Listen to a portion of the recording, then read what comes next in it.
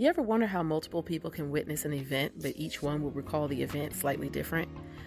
One may notice a person that others didn't, and another may speak in detail of the surrounding area. Well, that's what we're going to talk about today. All right, let's get into it.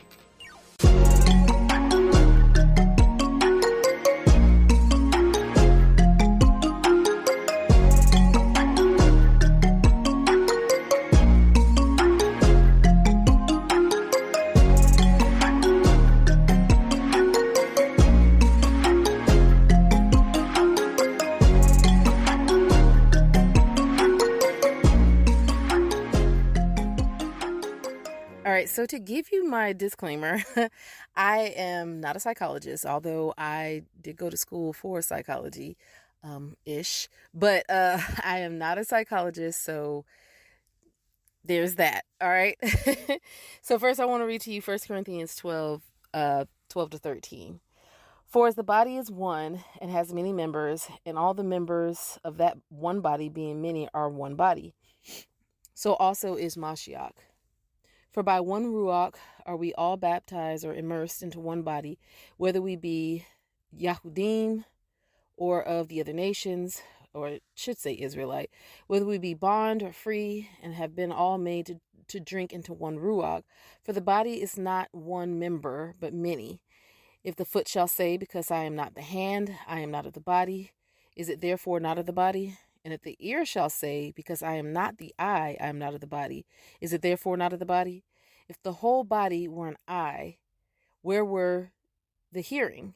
If the whole were hearing, where were the smelling? But now has Yahuwah set the members, every one of them, in the body as it has pleased him. And if they were all one member, where were the body? But now are they many members, yet but one body. And the eye cannot say unto the hand, I have no need of you, nor again the head to the feet. Apologies, my allergies are really kicking my butt. I have no need of you.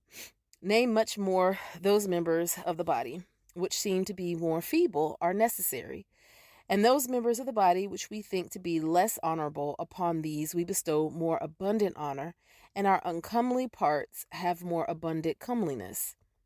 For our comely parts have no need, but Yahuwah has tempered the body together, having given more abundant honor to that part which lacked, that there should be no schism in the body, but that the members should have the same care one for another, and whether one member suffer, all the members suffer with it. Or one member be honored, all the members rejoice with it. Now you are the body of HaMashyach, and members in particular. And Yahuwah has set some in the assembly, first apostles, secondarily prophets, thirdly teachers, after that miracles, then gifts of healings, helps, governments, diversities of tongues. All are apostles, are all prophets, are all teachers, are all workers of miracles, have all the gifts of healing, do all speak with tongues, do all interpret, but covet earnestly the best gifts, and yet show I unto you a more excellent way. And then I wanted to read Romans 12, 3-8, which says, For I say, through the grace given unto me, to every man that is among you, not to think of himself more highly than he ought to think, but to think soberly, according as Yahuwah has dealt to every man the measure of faith. For as we have many members in one body, and all members have not the same office, so we, being many, are one body in HaMashyach, and every one members one of another, having then gifts differing according to the grace that is given to us. Whether prophecy, let us prophesy according to the proportion of faith, or ministry, let us wait on our ministering, or he that teaches on teaching, or he that exhorts on exhortation, he that gives, let him do it with simplicity, he that rules with diligence, he that shows mercy with cheerfulness.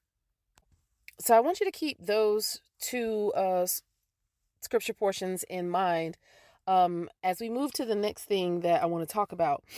So in the psychological world, there are these things called neurotypicals and neurodivergence. Well, in the psychological world, neurotypicals are considered normal, whereas neurodivergent people are not. The neurodivergents are people that have been diagnosed with ADD, ADHD, autism, and I think I'm forgetting one. ADD, ADHD, ADHD. So ADHD is someone that has autism and ADHD. The thing about this though is, I personally do not believe, and I've been talking to Yahuwah a lot about this because lately a lot of people are starting to discover that they are autistic or ADHD, ADD, so on and so forth. And so one of the things that I have been talking to Yahuwah about is that these are actually not disorders, they're different brain functions. Because if you talk to somebody that has been diagnosed as a neurodivergent, you will see that the way they think is completely different from what we've been taught to think. And the thing about that is that's the reason why a lot of people who are neurodivergent struggle in the world, because we have been taught the way of neurotypicals, but our brain doesn't function in that way. So I'm going to give an example of neurotypical thinking versus neurodivergent thinking so you can see the difference. For instance, a neurotypical person will say something to the effect of, "What are you doing today?" And the neurodivergent person is going to answer with, "Oh, well, I'll probably just," and then they'll list off what they're going to do today. And then the neurotypical person gets upset. Now, the neurodivergent person doesn't understand what they did or said to upset the neurotypical person. So the reason why the neurotypical person gets upset is because when they said, "What are you doing today?" they meant, "Can I come and hang out with you?" But neurodivergent person, when you ask them, "What are you doing today?" they are going to tell you what you're doing today. They are not going to read between the lines. They are going to take what you asked to mean that's what you asked. That's the difference between the two types of brains, the two types of functions. Now, once you get into the neurodivergent side, it kind of breaks off because, again, there's ADD, ADHD, autism, and ADHD. And all of those have similar functions, but then there's subtle differences within all the thinking. So if you're someone like me that is ADHD, you're going to have a lot of different types of thinking that goes on. And this is why it's very awkward in this world nowadays, because you have a lot of people who were created for their brain to think and function differently from what we are taught that a brain is supposed to function of. Again, we're taught the neurotypical way. Everywhere you go in society, at least in the United States, we are taught the way of the neurotypicals, but it's difficult for a person that is neurodivergent because that is not how our brain typically functions. So with that being said, that is the reason why I read off that those two scripture portions, because if you think about a prophet or an apostle, a teacher, an evangelist, a pastor, every single one of those people were given a brain function from Yahuwah that will function according to that function he gave them. So if Yahuwah created you to be an apostle, your brain is going to be wired to do the things of an apostle. If Yahuwah created you to be a teacher, you are always going to have that teaching mindset.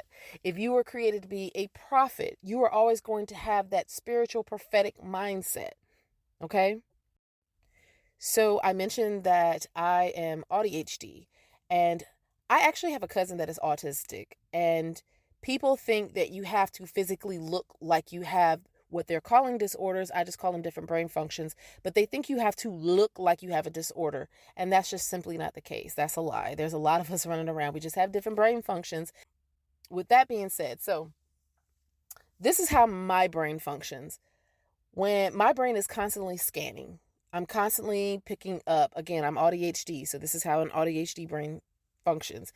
I'm constantly scanning and picking up on different patterns, whether it is the pattern that a person displays every day, and a place that I go to, if there's a specific pattern that I see all the time. I'm constantly scanning and picking up patterns. But then whenever I see a discrepancy in that pattern, my focus is drawn to the discrepancy because, wait, something is different. A lot of people would call it intuition. Some people call themselves empaths. That's just not true. Your brain is just picking up on the different discrepancies that are outside of what you're outside of the normal pattern you're used to observing. So there's no such thing as being an empath. You can't feel other people's feelings. You're just picking up on the different nuances, the subtle nuances that have changed from how they usually are. And your intuition is you also doing the same thing. You're picking up, there's something different about the normal pattern that you're used to observing, right? And to an extent, most people's brains do that, but the ADHD brain does it consistently all the time. Like, we see everything in patterns. Kind of think of it like, I don't know if everybody has seen The Matrix, but think of it like The Matrix. So there's a person called the operator. They're the ones that send people in and bring them up out of the matrix. And what happens with the operator is they sit at a computer screen and they're viewing the coding that makes up the matrix. And they are able to see these subtle nuances in the coding. And that's how they know that something is different, something is wrong. They are able to read into it and tell you, you lead the people that are inside of the matrix. They're able to lead them to the different phone booths that they need to go to, or the different landline phones that they need to go to in order to be pulled up out of the matrix. But their brain is specifically wired to be able to read that coding. And although other people might be able to read it to an extent, they can't read it to the level of the operator. That's the reason why the operator is the operator and not whatever other position there is on the ship. So again, I just want to emphasize that what people call empaths is really just people that are really, their brain is wired to think in patterns and codes. And when they see that there are a lot of subtle nuances, subtle differences in the pattern that they are used to seeing in a person, then that's when they start to ask you questions like, hey, are you okay? Is everything going all right? Like, what's going on with you? So on and so forth. I actually had somebody that used to get mad at me because I would ask them, are you okay? And they would be like, yeah, I'm good. But I could still see that clearly they weren't cool. They weren't okay. And so I would ask them like one or two more times, and then they would get mad at me for asking them if they are okay. But the thing about it is, when we see something isn't okay in the pattern, our brains are like, okay, what is wrong? Or sometimes we can see what's wrong, but we feel like we got to fix that thing. You know what I'm saying? Like, we got to put the pattern back the way it was. So that leads me into the other thing that a lot of neurodivergent people do. And see, this is true across the board for neurodivergent person. It doesn't matter if you're ADHD, ADD, autistic, or ADHD. Neurodivergent brains do this. It's something that's called masking. What masking is actually what we were taught to do. We are taught to think the way a neurotypical person thinks. And it's hard, but we are taught to do it. And a lot of times we do it, and I'm saying we, but I don't necessarily do it anymore. I don't mask anymore, but the people that still do mask, they mask because neurodivergent brain is not taught. Neurodivergency is not taught. So it seems weird to society to think the way a neurodivergent person does, because again, that's not the way that society teaches us. We're taught the way of the neurotypicals. So when a neurodivergent person is masking, they can appear neurotypical. And what they usually wind up doing is managing the emotions of everybody around them. Again, this is where people think that they are empaths because, oh, I can feel your feelings. No, you're not feeling that person's feelings. What you're doing is you are managing their feelings and emotions for them while simultaneously managing your own feelings. And before I go any further, so what masking can look like is, so the example that I gave earlier with the neurotypical that asks the neurodivergent person, what are you doing today? And the neurodivergent person gives them a literal answer what they're doing. And then the neurotypical person is like upset because they were really asking them, can I come hang out with you today? So the neurodivergent person, when they are masking and they are scanning and they're picking up on a change in your mood or in your appearance or so on and so forth, they start to move according to what they see is different. So if they see that you look sad, they are going to start to do things to make you not sad, that they're managing your emotions for you. That's the reason why people call them empaths or say that they are empathetical, which they are just reading you and seeing that there is something different and how you typically are, and now they are taking action. So it's not that the neurodivergent person cannot read between the lines. They just read between the lines when it comes to your behavior versus your speech. Okay. And what happens when a neurodivergent person begins to unmask, they begin to function in their neurodivergent brain function, and they stop masking, and which means they stop managing the emotions of everybody around them and only manage their own emotions. And so what that does is it makes people start to feel like the neurodivergent person is being cold and unloving, which is not true. That neurodivergent person still loves you. They are just no longer managing your emotions and your thoughts and feelings for you. They are giving you the space to do that on your own while simultaneously doing it for themselves. And so Yahuwah has been showing me how to unmask, and I've been getting that same kickback. You know what I'm saying? I have stopped managing the emotions of people around me and only been managing my own. And so now I have noticed that more and more people, because I'm not coming off as empathetic, even though I do feel empathetic for people. It's not something that they're observing. So people don't typically like being around people that they feel don't love them. But just because I'm not managing your emotions, or just because the neurodivergent person in your life isn't managing your emotions, it doesn't mean they don't care. It just means that they are giving you the space in the room to heal. You see, one of the fruits of Ruach HaKodesh is self-control.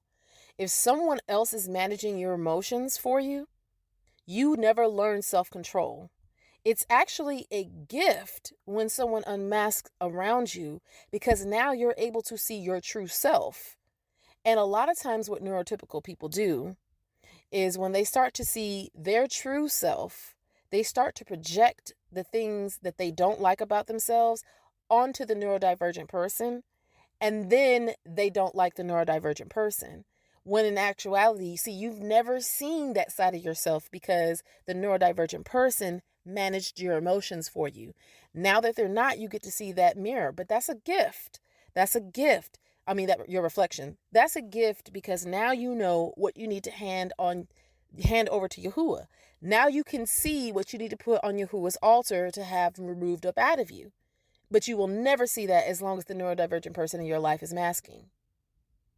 Ever. So we're going back to functions. There is a reason why Yahuwah created our brains to function differently. That's the reason why I said it's not a disorder. It's just a different function. This world would be extremely boring if we all saw things the exact same way. Because how else will we be able to see the full picture if we all saw things the same way? So going back to the question that was posed in the introduction, have you ever, basically, the writers of the Basora, they all witnessed the same events. However, some added some things in that others didn't, while some added some things in that others didn't. They're not 100% the same. And the funny thing about that is, if you talk to anybody that's in law enforcement or FBI or anything that has trained to read body language or behavior, or just be able to tell if something is right or wrong, they will tell you that makes a story more believable when all the details aren't exactly the same. The main events are similar, but they're different because they understand that everybody's not paying attention to the same thing, right? So with that being said, Yehukanan the Immerser was focused on Yahusha, the person, Yahushua HaMashyach, the person, while you have Matthew that was focused on the miracles and things that Yahusha did. And then, of course, you have Luke and Mark that were focused on other things. All of them are telling the truth, but they're telling the truth according to what they observe, and all four of their brain function differently. This is how you get the whole picture. So what Yahuwah was talking to me about is we need to learn to stop trying to get people to see things from our perspective and start listening to another person's perspective. Because when you allow that person's brain to function the way Yahuwah created it, and they allow your brain to function the way Yahuwah created it, and you guys come together and have a conversation, now you're getting a bigger picture. That's iron sharpening iron. That's what he means by iron sharpening iron. But unfortunately, we have been taught, at least over here in the United States, I can't speak for other cultures and nations and so on and so forth, but at least over here, or societies, but at least over here in the United States, we have been taught the way of the neurotypical. So if anybody comes to us and says something outside of what is considered normal based on the neurotypical brain function, then we want to attack it. But we shouldn't. We should listen. Also, you got people that if you don't agree with them, they think that you're wrong. When in actuality, the two of you are just seeing things differently because of your brain function. Now, yes, there are times where one person will be wrong and the other person will be right. But sometimes, especially on the little remedial things that we tend to disagree on, the disagreement is really because we're just looking at things from different angles. One person is looking at things from one angle according to their brain function, and another person is looking at things from a different angle according to their brain function. In Yasharal, we have to start allowing people to function according to who Yahuwah created them to be. Just like it says in 1 Corinthians 12 and Romans chapter 12. We are many members and one body. Everybody's not a prophet. Everybody's not an apostle. Everybody's not a teacher. Everybody is not a pastor. Everybody's not an evangelist. But some are. And when a person starts to function in that way, then we say, no, that's not right. And we like to attack it and tear it down. When in actuality, it is right according to what they're seeing. And then if you add what you see into it, you'll see something bigger and grander. So that's what Yahuwah wanted me to talk about today. That's what Yahuwah wanted me to bring out. Start allowing people to function according to the function Yahuwah gave them. Now, if you hear something wrong doctrinally, that is something that you need to talk about. Talk about, discuss, not argue.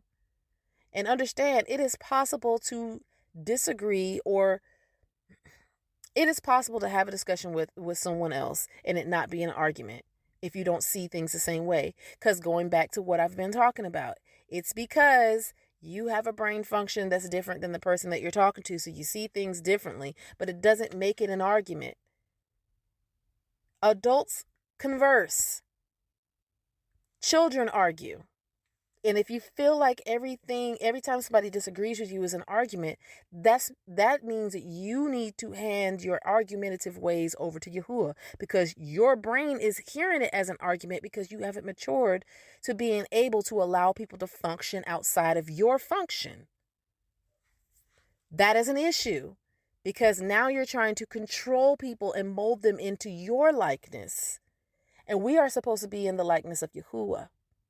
And because Yahuwah is everything, it doesn't matter if you are a prophet, an apostle, a teacher, so on and so forth. Every single one of those are going to be in the likeness of Yahuwah because he is all. He is sovereign. All of that is like him. He is the only one that is everything at the same time. You feel what I'm saying? All of those are in his likeness because there's no one greater than him.